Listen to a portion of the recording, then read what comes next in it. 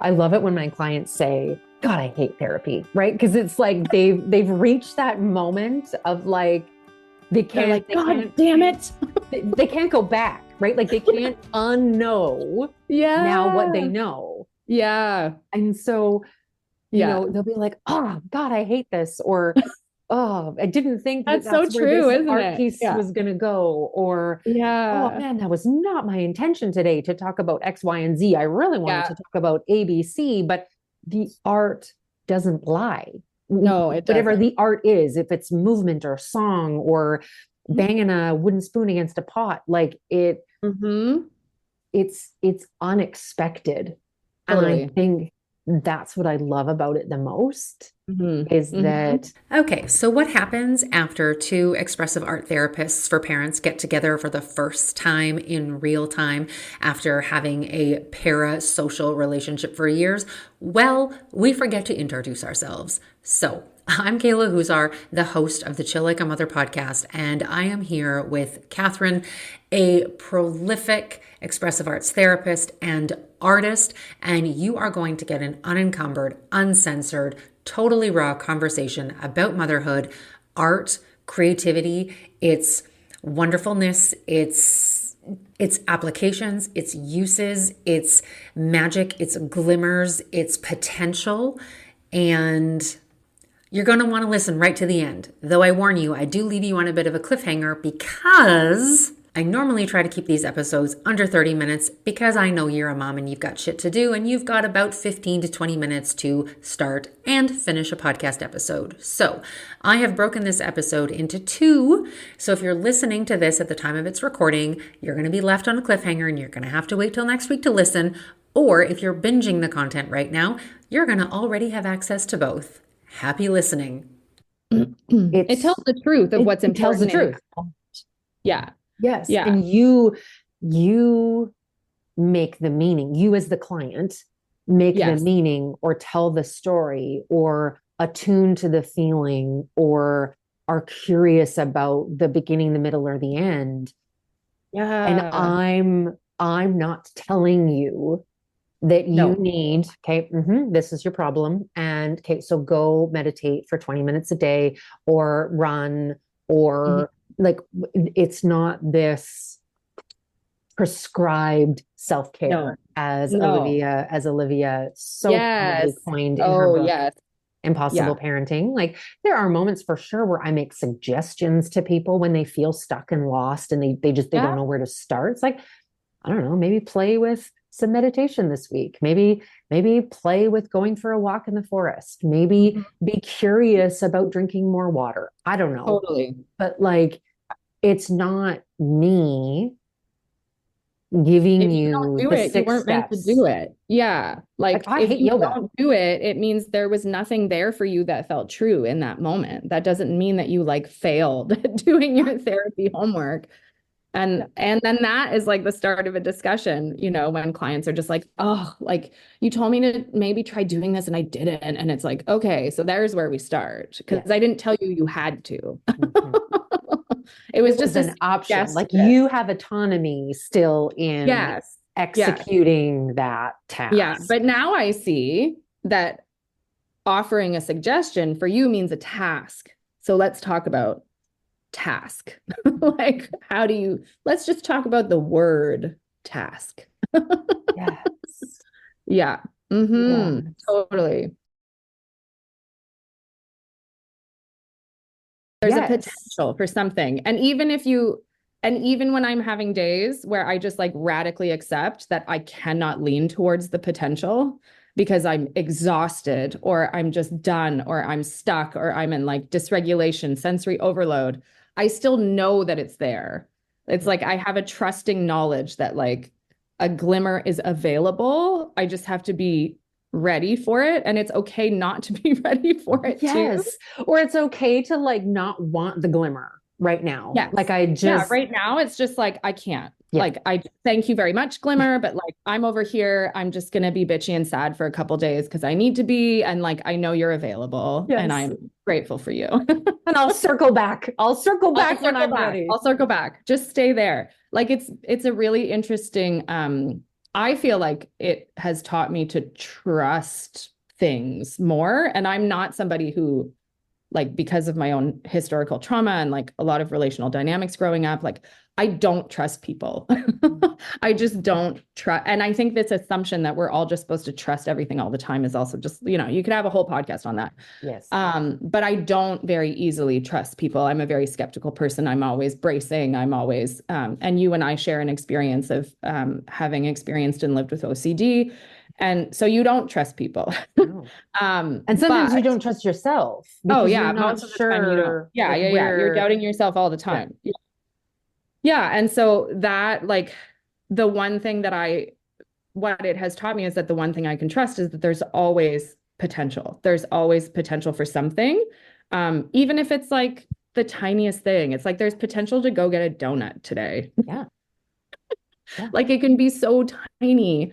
And that has fundamentally changed my life and like the way and the way that I parent too, or just not even the way I parent, because I did my training before being a parent, but then becoming a parent, I was just like, holy shit, I'm really glad I went to Expressive Arts Therapy Training School Oh my gosh. because I Yes. need that so much right now in terms of how I'm like looking at my kids and embracing this really difficult transformation in my life. Because I need to also be able to offer them a sense that like there's always a possibility. There's always the potential for something. And I have two kids who have very stuck brains like I do. So yeah. Yeah, the glimmer, the glimmer. The thing that has been most profound for me, Mm-hmm. having gone through my training when my child was a toddler, Mm-hmm. is that I went through this like perinatal OCD anxiety with like threads of OCD from like a long time ago. I just didn't know to name it that Yeah. until I knew to name it that and I knew how to recognize it. Mm-hmm. And at 2 years postpartum, I went to the 10-day training and left drove 1,200 kilometers away from my family and left for 10 days. Mm-hmm. And it was like my brain could now function in an entirely different way because Mm-hmm. of the expressive arts. Like when I came home from that training, my husband was like, you are completely different. And like Mm-hmm. not in a bad way, like in a, Yeah. I tell everybody who will listen to it that the expressive arts healed my perinatal anxiety and OCD. Mm-hmm. It didn't make it go away. Like it's still back Yeah. here, right? Yeah. Because it's patterns, it's neurons, it's pathways that have already been Yeah. formed Yeah. and at a very critical, sensitive time. Mm-hmm. And but it absolutely transformed the way that I respond to myself, the way that I show up in the world, Mm-hmm. the way that I parent. Mm-hmm. Um, there's a lot of information out there right now around like attachment, gentle, responsive, Mm-hmm. whatever parenting style. Mm-hmm. And while I think that parents are doing an amazing job, I also think that with the help of the expressive arts, I'm able to sift through all of that and really understand how I want to show up. Not how the books tell me to show up, not Yeah. how Yeah. Instagram tells me I need to show up or repair Mm-hmm. or whatever, which is all really great skills. I will always circle back to Mm-hmm. that glimmer, that knowing that Mm-hmm. there's always possibility in this, even when I think I have fucked it up Yeah. so horribly bad, when I have Yeah. been Yeah. so dysregulated that I can look at my kids and see that I have scared them or I have Yes. crossed the Yeah. line or I have said and did the thing that I promised myself I wouldn't do. Even then, when I can go to therapy, especially expressive art therapy, if I can Mm-hmm. be on the receiving end of that, if I can Mm-hmm. facilitate it for myself, because now I'm pretty skilled at like getting myself in the zone and finding the Self-facilitating. moment and Yep. self-witnessing the process. Yep. It always comes back to that, like there's Mm-hmm. potential. there's possibility, there's curiosity. And that I can be surprised here. Like Yeah. even if it's hell, like even if you're going through hell, you still have the ability to potentially be surprised in Mhm. that by something, right? Yeah. It's like when I'm having a horrible, horrible day, or um like recently I've been grieving a lot because I had like loss of a family member and just like lots of loss. And my kids will surprise me in that, where I'm just like, the world just seems like a totally dark cloud. And then like suddenly one of my kids will just come and be like, Mama. And I'm like, yeah. And they'll just like hug me, Yeah. you know? So yeah, surprise too, that everything can hold a potential surprise or something unexpected, or yeah, I feel like it's increased the malleability of my brain. Oh, yes. And Which, like not in that toxic positivity way. Like I no. totally don't believe that everything's beautiful. Like the world is Mm-mm. not a beautiful place right now. Like let's admit that. The world is an atrocious, fairly ugly, pretty harmful place to a lot of people right now. And I say that sitting in an incredible amount of privilege at being like a white person, female presenting. Like the world is a really hard place to be in right now for a lot of people. Um, and even in that, we can figure out a way to be surprised by something or like find the potential, which sort of makes me realize, and I've been having conversations with other expressive arts therapists about this recently, is that I think we have also forgotten as a society, like where art came from, in the sense that art Mm. came from a place of communicating existence and of mobilizing. Like that's actually where the act of art came from. It came from like a place of it came from a place of activism in really many, many ways. It was like, don't forget we exist. Um, when we think about like the cave drawings and things like that, but also this place of like something is up and we all need to come together and we need to figure out a way to get our resistance or our message across in a way that will be accepted. And a lot of that was through art, right? So that's I've just been thinking about that a lot more in terms of the way that we perceive art in the world right now, in terms of this very colonial perspective of like we have art galleries and there's people who are Yeah. professional and there's people who are not professional and there's people whose work is worth something and others who aren't. Like Yeah. that whole kind of experience exists in the world of art, but it's its own world. It's not the whole of the world of why art exists Yes. for us right now. And that sort of just brings it back to like individual drive to be seen Yeah. is really what's at the heart of art making in general. And I think for expressive arts therapists, it's like for us to be able to say to our clients, like, let's figure out a way that you can see yourself in like in a way that's different than the way that you came here seeing yourself. Because, you know, they come to us because they're not feeling well. Like clients come to us because they're feeling atrocious or stuck or really struggling. Yeah. So it's like being able to offer people this little piece of their own like self activist experience to be like, oh, wait, like I'm actually a really beautiful person and um, I'm valuable to this world by Mm. my existence. Yeah. And I think for parents in particular, we need to feel that right now because we don't feel valuable to society most of the time. We feel like our job is to produce children who will feed the economy in the future. Like we're not valued in that as like this massive, massively difficult act of raising another human being.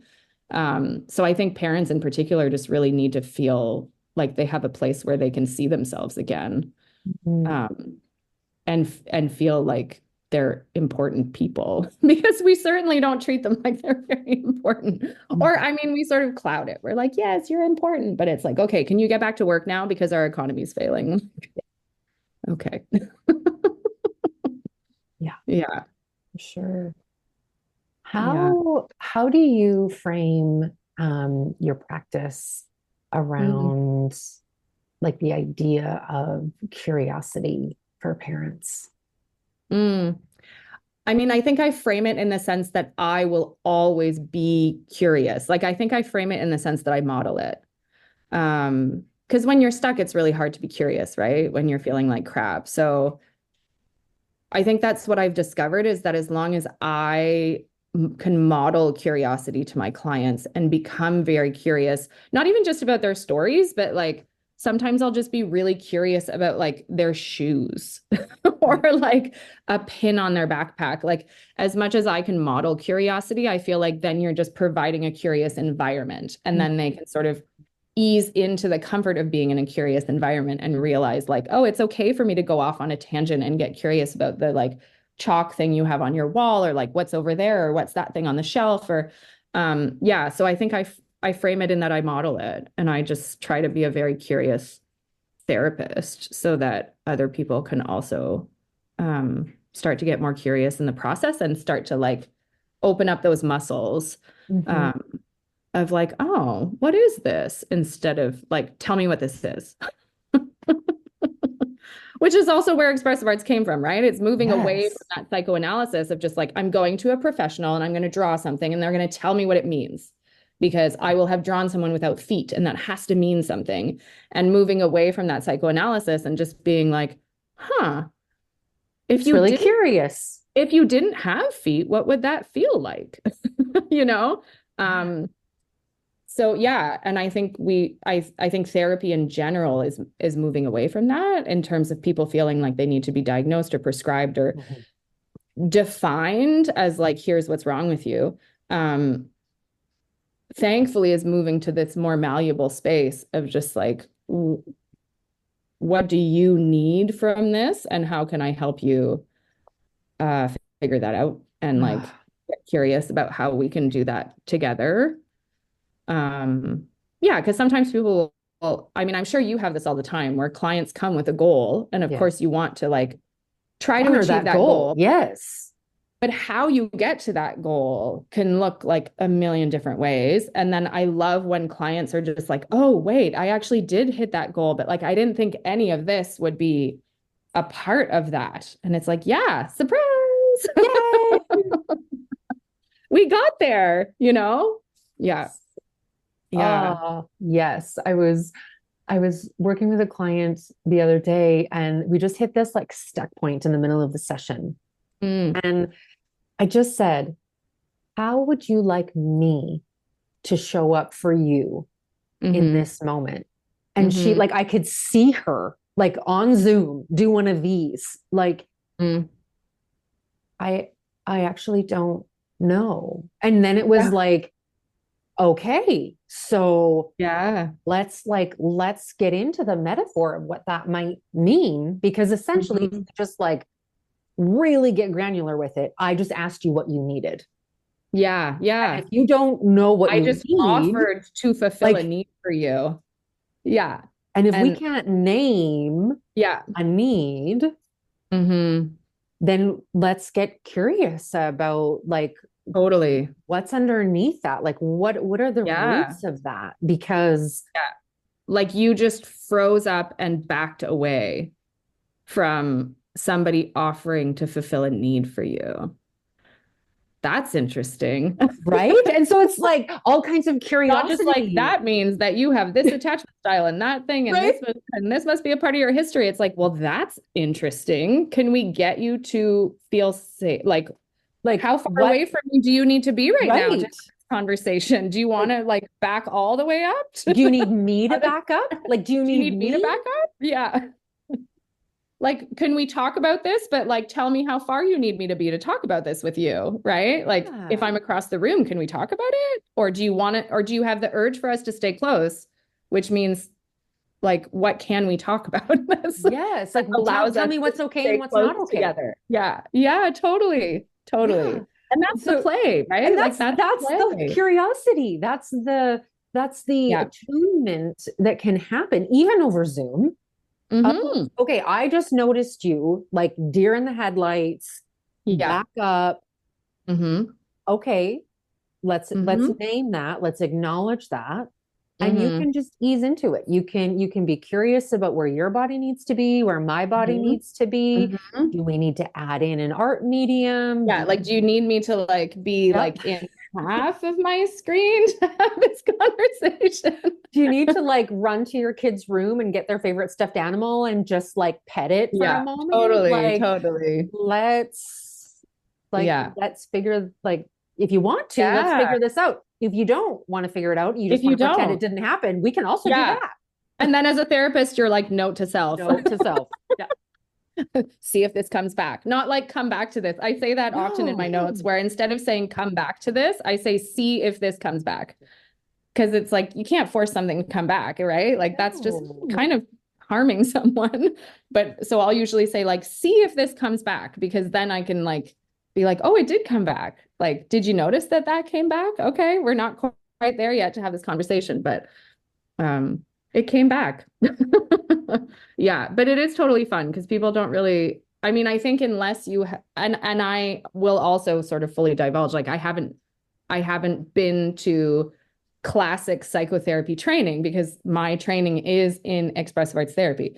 So even just that can be really surprising to clients sometimes, where they're like, oh, like you'll literally turn your back to me. And I'm like, yeah, like, why wouldn't I? That's what would create safety for you right now. Or people like turning off their cameras. I have a lot of clients that have sort of been dancing, pun intended, towards like exploring potential movement stuff. Because as you know, expressive arts therapy is intermodal. It's not just visual.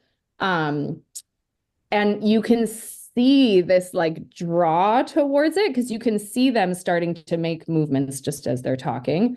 And it's amazing when I'm like, what if you turned off your camera? Like if you turned off your camera, would you be able to go explore this and then come back and turn your camera back on when you're ready? And so like offering that, like I can turn my camera off, you can turn your camera off.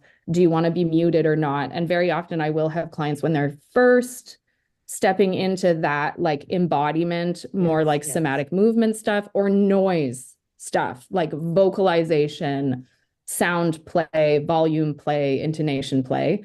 They will turn off their cameras, turn off their microphones.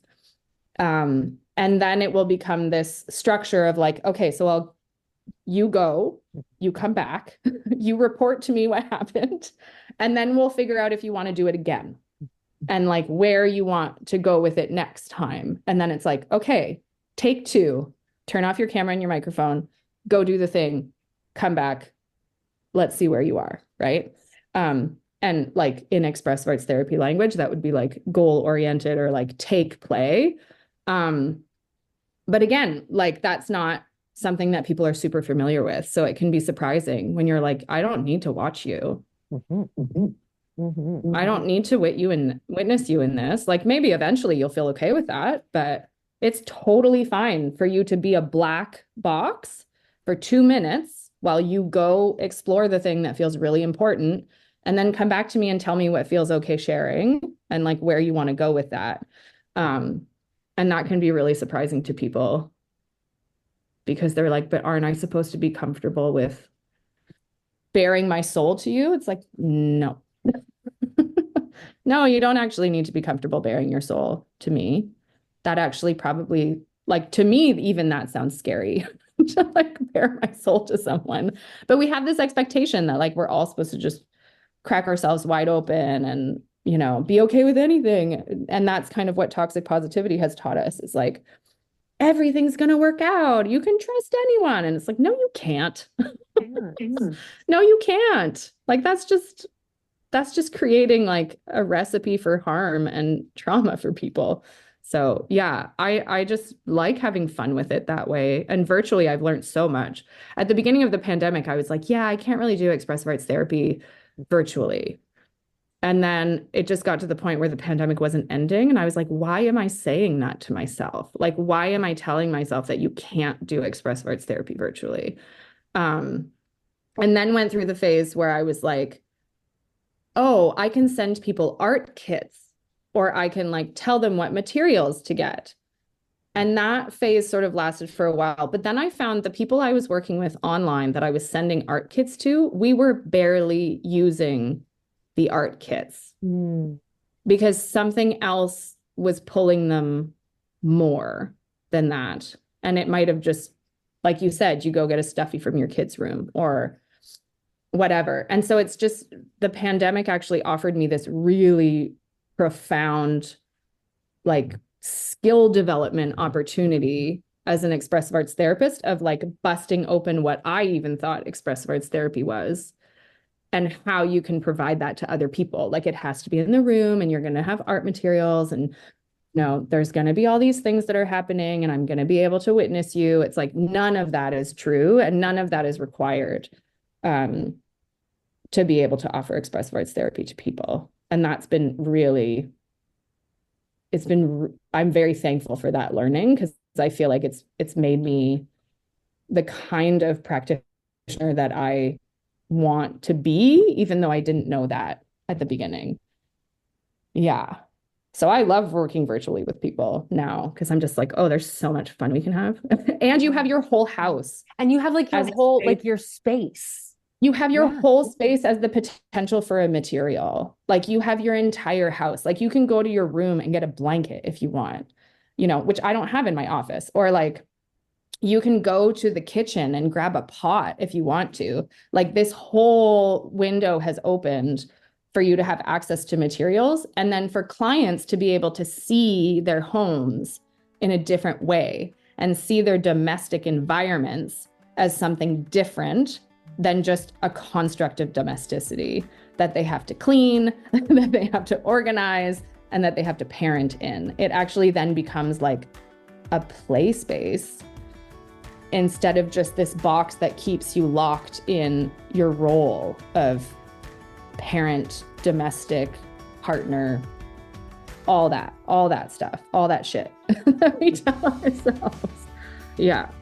Yes. And it can add so much of their own curiosity around, like, so say they did go get the pot, right? Mm-hmm. And now they're like wearing it as a hat, or like or putting a scarf in, or something, and like whatever urge that is, like the possibilities, like ripping paper up and throwing it in there, like whatever, right? Adding water to it, whatever. Like, the possibilities are so, like, they're literally endless.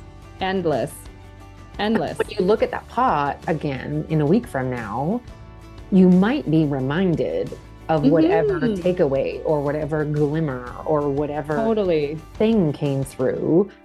If you listened all the way to the end, for our Hermione Granger kind of listeners, we encourage you to go grab an item wherever you're standing, whatever space you're in, your kitchen, your car, the school lineup. I want you to find an item in your pocket, to the left, to the right, look up and down. Look at that item. What is its weight? What is its color? Does it hold meaning, significance? Is it in relationship with the other items around it? How do you feel when you look at it or when you hold it? What are you noticing in your body as you look at it, hold it, attune to it? And just see how long you can stay present with this item. Notice, just take notice of anything that's happening in your body as you do. And Catherine and I welcome you back to our next episode next week, where we're going to be talking about how the essence of expressive arts therapy is the exact opposite of rigidity, is the exact opposite of all of the shoulds and the stories that we tell ourselves about parenting and motherhood and how we show up in all of it. So we'll see you in the next episode. Extra bonus for all of you still listening. Have you ever wondered to yourself on that Sunday night when you're flipping through your phone, wondering, maybe even berating yourself about how not present you were, and wondering how you're going to be present this week? What if presence felt easy in motherhood? I created an online course for busy moms looking for more presence called Show Up With Love. It is my favorite creative and intuitive tools for how to be more present in parenting. And right now, you can get it for my exclusive pay what you can pricing. Head over to the website, www.kaylahuszar.com, to get exclusive access to the fastest and the easiest ways to being more present as a busy mom without having to sacrifice your to-do list. See you back here next week. Bye.